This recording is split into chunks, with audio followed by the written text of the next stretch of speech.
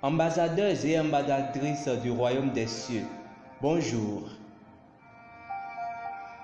Aujourd'hui, nous parlerons de comment pratiquer consciemment la parole.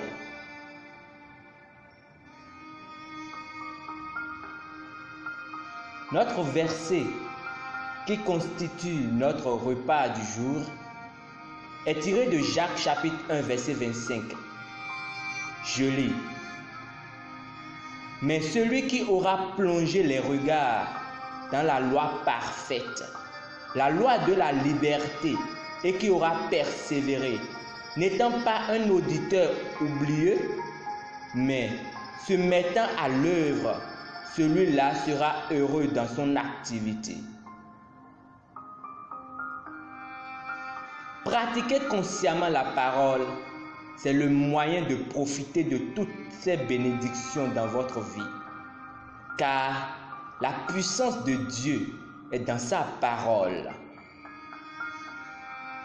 Par exemple, la parole dit « Aimez vos ennemis, bénissez ceux qui vous maudissent, faites du bien à ceux qui vous haïssent et priez pour ceux qui vous maltraitent et vous persécutent. » Matthieu chapitre 5, verset 44. Pratiquez consciemment cela, que ce soit votre marche quotidienne. Lorsque vous commencez à pratiquer quelque chose, vous pourriez ne pas savoir comment vous y prendre, mais n'abandonnez pas en disant « Eh bien, j'ai essayé ».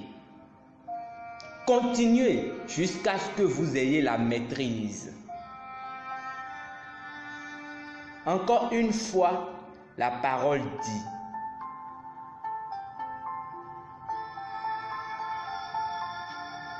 Ne vous inquiétez pas pour votre vie.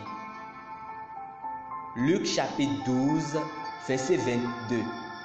En d'autres termes, n'ayez pas d'inquiétude, pratiquez cela. Ne vous inquiétez pas des choses banales de la vie, avec la peur du manque, plutôt par la prière et la supplication, avec des actions de grâce. Faites connaître vos besoins à Dieu.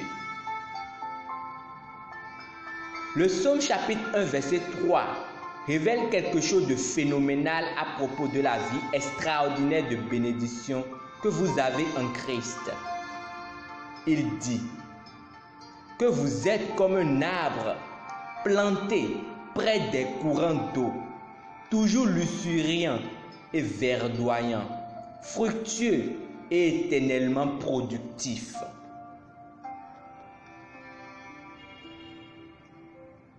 Affirmez cela tous les jours sur vous-même.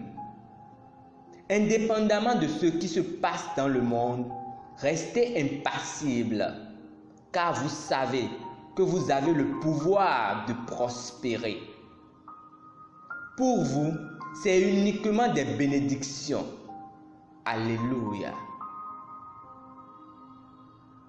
Nous sommes des pratiquants de la parole. Jésus-Christ est la parole vivante et nous sommes nés après lui.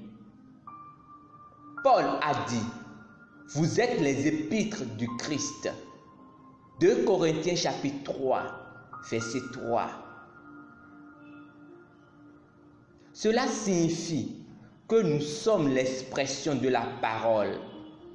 L'apôtre Pierre a fait référence à une pensée similaire dans 1 Pierre chapitre 1 verset 23 qui dit ceci.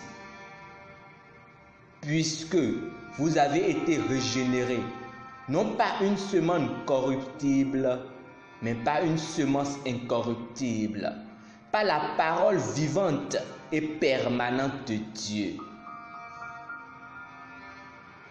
Être né de la parole signifie que vous devez vivre dans et par la parole. Aussi à travers la parole. Vous devez la vivre dans votre marche quotidienne. Alléluia. Confessons. Père juste, comme j'aime ta parole, ta vérité est la lumière par laquelle je vois et le fondement sur lequel ma force est ancrée. Je m'épanouis dans la justice, florissant dans la gloire, produisant des résultats durables et ayant un impact indéniable avec l'Évangile, à la louange de ton nom. Alléluia.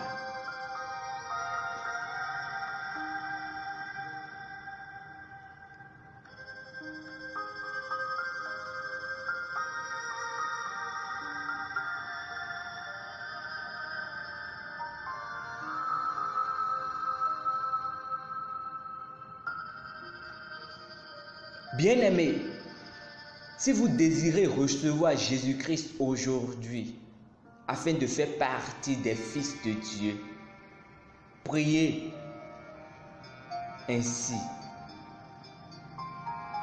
Ô Seigneur Dieu, je crois de tout mon cœur en Jésus-Christ, Fils du Dieu vivant.